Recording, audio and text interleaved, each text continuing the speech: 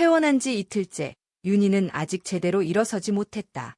복부 수술로 인해 움직임이 조심스러웠고 침대에서 일어나는 것조차 타인의 손이 필요했다. 딸은 해외에 있었고 아들은 바빴다. 그래서 간병인을 부르려 했지만 의외의 사람이 연락을 해왔다. 형수님, 저예요. 정우호. 그녀는 잠시 말을 잃었다. 남편이 세상을 떠난 지 3년. 그 이후 정우와는 거의 연락이 없었다. 제가 며칠 정도 도와드릴 수 있을 것 같아서요.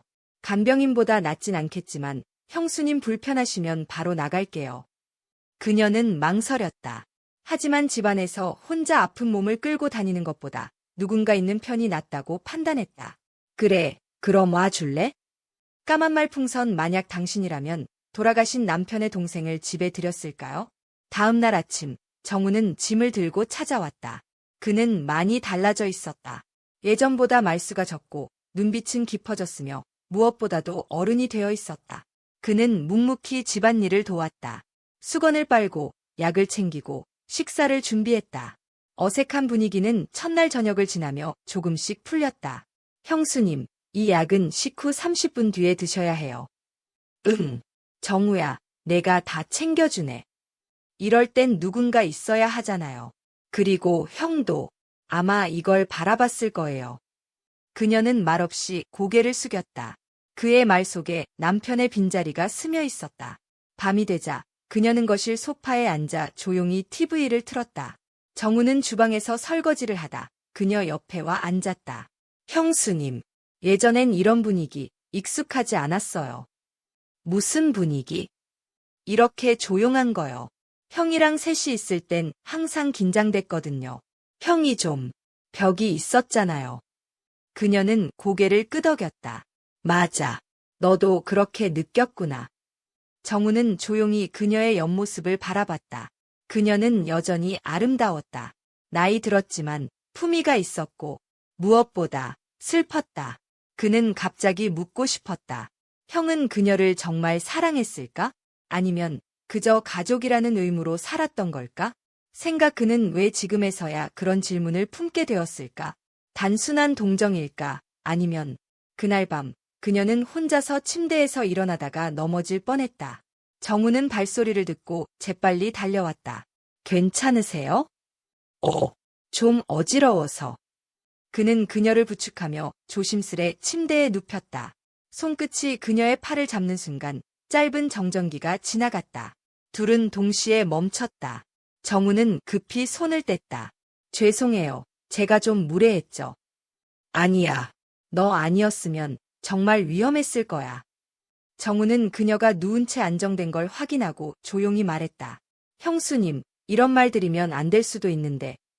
그녀가 조용히 그를 바라봤다. 혼자 있지 마세요. 너무 조용한 집에서 사람이 무너지는 거 순식간이에요. 그녀는 눈을 감으며 천천히 말했다. 그게 가장 무서운 말이네. 생각하는 말풍선 독자 여러분, 이 남자의 말은 진심일까요? 아니면 그녀의 외로움을 본능적으로 읽어낸 걸까요? 확성기 이야기가 흥미로우셨다면 지금 좋아요 눌러주시고 댓글로 이 상황에 대한 여러분의 생각도 남겨주세요. 다음 이야기를 놓치지 않으시려면 채널 구독과 알림 설정도 부탁드려요. 정우는 부엌에서 조용히 죽을 끓이고 있었다. 윤희는 방 안 침대에 기대 앉아 그 소리를 듣고 있었다. 작은 국자 소리, 찰랑거리는 물소리, 그리고 그녀가 잊고 지냈던 누군가가 나를 위해 무언가를 하고 있는 그 기분. 문득 그녀는 거울을 봤다. 수술로 인해 푸석해진 피부, 점점 늘어난 주름, 그리고 외로움으로 가득한 눈동자. 나를 지금 누가 여자로 볼 수 있을까? 그러던 그때 노크 소리가 났다. 형수님, 죽 다 됐어요. 방에 가져다 드릴게요. 고마워. 여기 식탁에 놓고 가. 아니요, 제가 들고 들어갈게요. 그녀가 말릴 틈도 없이 문이 열렸다. 정우는 조심스럽게 쟁반을 들고 들어왔다. 그녀는 침대에서 몸을 일으키려다 순간 얼굴을 찡그렸다. 괜찮으세요? 허리 아프세요? 조금 뻐근하네. 오래 누워 있어서 그런가 봐. 정우는 쟁반을 책상 위에 내려놓고 그녀 옆으로 다가와 말했다. 조금만요. 제가 도와드릴게요. 그는 침대 옆에 무릎을 꿇고 그녀의 등 뒤로 손을 넣어 부드럽게 받쳐주었다. 그녀는 본능적으로 긴장했지만 이내 체념하듯 몸을 맡겼다. 그의 손은 조심스럽고 따뜻했다. 식탁 앞에 앉은 그녀에게 정우는 수저를 건넸다. 형수님, 이거 직접 끓였어요. 죽이지만 맛은 나쁘지 않을 거예요. 그녀는 한 숟갈을 뜨며 고개를 끄덕였다. 부드럽고 좋아. 그 순간 정우는 문득 그녀의 입가를 바라보다 시선을 피했다. 윤희는 그걸 느꼈지만 아무 말도 하지 않았다. 까만 말풍선 그가 그녀를 바라본 그 눈빛은 형수로서의 존중이었을까? 아니면 다른 감정의 시작이었을까? 그날 저녁 정우는 거실에서 노트북으로 무언가를 적고 있었다. 윤희는 소파에 앉아 그를 바라봤다. 한동안 침묵이 흐른 후 그녀가 조심스레 입을 열었다. 정우야. 네. 너 예전엔 나한테 좀 서먹했지? 솔직히 말하면 그랬어요. 그녀는 웃음을 머금고 물었다. 너무 예뻤거든요. 순간 거실의 공기가 얼어붙었다. 정우는 그 말을 하고 스스로도 당황한 듯 고개를 숙였다. 죄송해요. 말이 그냥 튀어나와서. 윤희는 고개를 숙인 채 조용히 물었다. 지금도 그렇게 생각해? 정우는 눈을 들었다. 그녀는 웃고 있지 않았다. 그 순간 두 사람 사이의 거리보다 마음속의 거리가 훨씬 가까워졌다는 걸 느꼈다. 숨소리가 들릴 정도의 침묵. 무언가 튀어나오면 멈출 수 없을 것 같은 느낌. 정우가 말을 바꾸듯 물었다. 형수님이 외로워 보인다는 걸 몰랐을까요? 아마 알았겠지. 하지만 모른 척했을 거야. 그 사람은 사랑보다 책임을 더 중요하게 생각했거든. 정우는 천천히 고개를 끄덕였다. 저는 책임보다 감정이 먼저예요. 그래서 늘 후회하죠. 그녀는 그 말에 눈을 감았다. 그의 말 한마디, 시선 하나가 점점 그녀 안에 흔들림을 만들고 있었다. 지켜야 할 선은 어디까지였을까? 생각 독자 여러분, 사람이 외로울 때 이해와 유혹은 어떻게 구별해야 할까요? 그날 밤, 윤희는 잠이 오지 않았다. 심장은 평소보다 빠르게 뛰고 머릿속은 복잡했다. 그는 단지 좋은 사람일 뿐일까? 아니면 나 역시 누군가를 기다리고 있었던 걸까?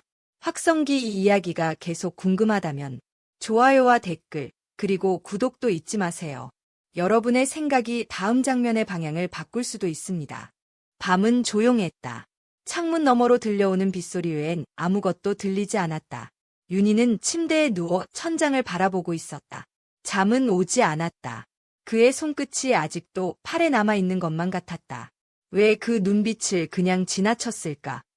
그녀는 애써 눈을 감았지만 머릿속은 오히려 더 복잡했다. 그는 정우였다. 남편의 동생. 30년 가까이 나이차가 나는 남자. 하지만 그 모든 이성적인 벽에도 불구하고 그가 건넨 따뜻한 밥, 조심스러운 손길, 솔직한 말 한마디가 그녀의 무너진 마음 한구석을 건드렸다. 생각하는 말풍선 여러분이라면 어떨까요? 30년이나 어린 사람의 위로와 감정이 진심으로 느껴진다면 그걸 부정하는 게 맞을까요? 아니면 받아들여야 할까요? 그 다음 날 비가 그치고 집안엔 묘한 정적이 흘렀다. 정우는 거실 창문을 열고 밖을 내다보고 있었다. 햇살은 은은했고 습기를 머금은 공기가 방 안으로 스며들었다. 윤희는 조심스럽게 부엌으로 나왔다. 그는 그녀를 보며 말했다. 오늘은 좀 괜찮으세요? 응, 덕분에 많이 나아졌어. 이제 혼자서도 움직일 수 있을 것 같아. 그 말에 정우는 잠시 고개를 끄덕이더니 작게 말했다. 그럼 이제 돌아가야겠네요. 윤희는 그 말에 걸음을 멈췄다. 그의 말은 단순했지만 어쩐지 가슴이 철렁 내려앉는 기분이었다. 떠나야 한다는 건 너무나 당연한 일이었다. 하지만 이 며칠 동안 쌓인 익숙함이 너무 빠르게 사라지는 것 같았다. 그래, 그래야겠지. 그녀는 그렇게 말했지만 눈빛은 흔들렸다. 정우는 그녀를 바라보다가 무언가를 참는 듯 말없이 고개를 떨구었다. 윤희는 돌아서서 커피포트를 들었고 물을 끓이며 중얼거렸다. 그래도 조금 더 있다 가도 돼. 정말요? 응, 어차피 아직은 완전히 회복된 건 아니니까. 그리고 덕분에 이 집이 오랜만에 살아있는 것 같았어. 그 말에 정우는 천천히 미소를 지었다. 그 미소는 조용했지만 깊었다. 까만 생물음표 두 사람 모두 스스로 인정하지 못한 감정이 생겨났다면 그건 더 오래 함께 있으면 사라질까? 아니면 더 커질까? 그날 오후 정우는 윤희가 좋아하는 음악을 LP판에 올렸다. 방 안에는 낡은 재즈 음악이 흐르고 있었고 윤희는 소파에 앉아 가만히 눈을 감고 들었다. 이 노래 예전에 내 형이랑 같이 자주 들었어. 그래요. 형은 그런 얘기 잘 안 해줬는데. 그 사람은 항상 자기 얘기를 잘 안 했지. 속마음도 잘 숨겼고 감정 표현도 서툴렀어. 정우는 고개를 끄덕이며 말했다. 형수님은 그런 형이 답답하지 않으셨어요? 그땐 몰랐지. 그냥 그게 사랑인 줄 알았어. 근데 지금 생각하면 내가 너무 혼자였던 것 같아. 정우는 그녀의 말에 아무 말도 하지 않았다. 대신 그녀 옆에 천천히 앉았다. 그녀는 그를 바라봤다. 거리는 가까웠고 숨결이 닿을 만큼의 간격이었다. 형수님. 응. 제가 감히 이런 말 해도 될지 모르겠지만 그땐 형이 부러웠어요. 에. 그렇게 따뜻한 사람 곁에 있을 수 있었던 게 형이 가진 것 중에 가장 부러운 게 형수님이었거든요. 윤희는 그의 말에 숨을 멈췄다. 한동안 아무 말도 하지 못하고 손끝만 꼼지락거렸다. 그런 말 하면 안 되는 거 알지? 알아요. 그래서 지금이라도 멈춰야 하는데 그게 잘 안 돼요. 정우는 조심스럽게 그녀의 손을 잡았다. 그녀는 그 손을 떨치지 않았다. 하지만 눈은 감아버렸다. 그 순간 음악은 끝나고 방 안은 고요해졌다. 둘 사이의 침묵은 더 무거워졌고 그녀의 손 위에 얹힌 그의 손은 가볍지 않았다. 까만 말풍선 그 순간 그녀는 어떤 선택을 해야 했을까요? 정우의 감정을 받아들여야 했을까? 아니면 다시 외면해야 했을까? 그날 밤 그녀는 혼자 침대에 누워 다시 생각했다.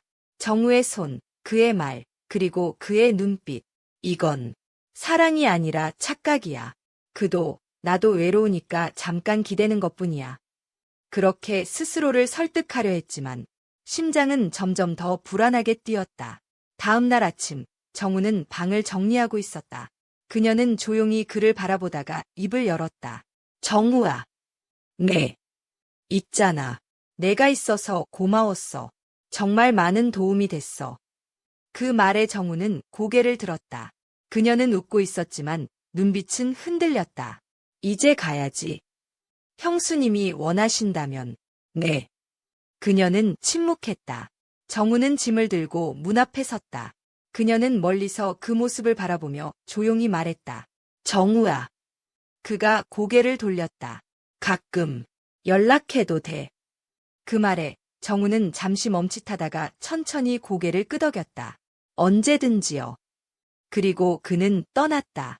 현관문이 닫히는 소리에 그녀는 천천히 소파에 앉았다. 방 안엔 다시 아무 소리도 들리지 않았다. 그가 없다는 게 이렇게 빨리 느껴질 줄 몰랐다. 생각 이제 그녀는 다시 혼자가 되었고 정우는 돌아갔다. 그녀의 마음에 남은 건 후회일까, 안도일까, 아니면 아직 끝나지 않은 이야기일까? 한 달이 지났다. 윤희는 거실에서 책을 읽다가 문득 창밖을 바라보았다. 가을이 시작되고 있었다. 햇빛은 덜 뜨겁고 나뭇잎은 점점 노랗게 물들기 시작했다. 집은 여전히 조용했다. 그리고 그 조용함 속엔 낯선 공백이 있었다. 정우가 떠난 이후로 그녀는 다시 혼자가 되었지만 이제 그 고요는 단순한 평화가 아닌 결정된 외로움이었다. 그는 연락하지 않았다. 그녀도 하지 않았다. 하지만 그건 둘 다 참는 중이었다. 누가 먼저 말하면 감정은 다시 무너질까 봐. 그녀는 커피를 내리며 조용히 중얼거렸다. 이렇게 끝나는 게 맞았을까? 까만 생물음표 당신이라면 그를 다시 불렀을까요? 아니면 그 짧은 감정은 지나가야만 하는 순간이라고 생각했을까요? 그날 밤 그녀는 오랜만에 책상 서랍을 열었다. 그 안엔 정우가 두고 간 작은 수첩이 있었다. 그녀는 무심코 펼쳤고 낯익은 글씨가 눈에 들어왔다. 형수님은 늘 조용하시다. 말없이 웃고 말없이 참는다. 그래서 더 가까이 다가가고 싶다. 그녀는 숨을 멈췄다. 수첩의 한 장 한 장엔 자신이 몰랐던 자신이 적혀 있었다. 정우의 눈에 비친 그녀는 누군가에게 처음으로 진짜 여자였는지도 모른다. 그녀는 천천히 전화를 들었다. 하지만 숫자를 누르지 못한 채 손을 떨며 내려놓았다. 그때였다. 문자 한 통이 도착했다. 형수님, 괜찮으세요? 아니, 윤희 씨라고 불러도 되나요? 그녀는 그 문장 하나에 웃음이 났다. 그리고 마침내 손가락이 움직였다. 괜찮지 않아. 내가 있던 그 며칠이 오히려 너무 따뜻했거든. 잠시 후 다시 답장이 왔다. 그럼 제가 다시 가면 괜찮아질 수 있을까요? 윤희는 오래 고민하지 않았다. 마치 기다렸다는 듯 답장을 보냈다. 그래, 이번엔 커피는 내가 내릴게. 생각하는 말풍선 그들은 다시 만날 준비가 되어 있었을까? 그저 서로의 외로움을 채우기 위해서였을까? 아니면 진짜 시작을 위한 선택이었을까? 몇 시간 뒤 현관문이 조용히 열렸다. 정우는 조심스럽게 들어왔다. 그녀는 거실에 앉아 있었다. 서로 눈이 마주쳤다. 정우는 조용히 인사했다. 다시 와도 돼요. 그녀는 고개를 끄덕였다. 이번엔 혼자 일어날 수 있었지만 그래도 누가 옆에 있어주는 게 더 낫더라. 정우는 그녀 앞에 앉았다. 그녀는 그를 바라보다 조용히 물었다. 우리 지금 뭐라고 설명해야 할까? 굳이 설명 안 해도 돼요. 그냥 같이 있는 것부터 다시 시작해요. 그리고 그렇게 그녀는 다시 혼자가 아니었다. 이번엔 누가 정해준 가족이 아니라 스스로 선택한 사람과 함께였다. 그 감정이 죄인지, 세상이 어떻게 볼지, 그건 이제 중요하지 않았다. 중요한 건 그녀가 처음으로 누군가의 시선 속에서 진짜 나로 존재하게 된 것이었다. 확성기 이 이야기가 마음에 남았다면 좋아요, 붉은 심장과 댓글 메모, 그리고 채널 구독 알람을 꼭 눌러주세요. 여러분의 반응 하나하나가 또 다른 이야기를 만드는 힘이 됩니다.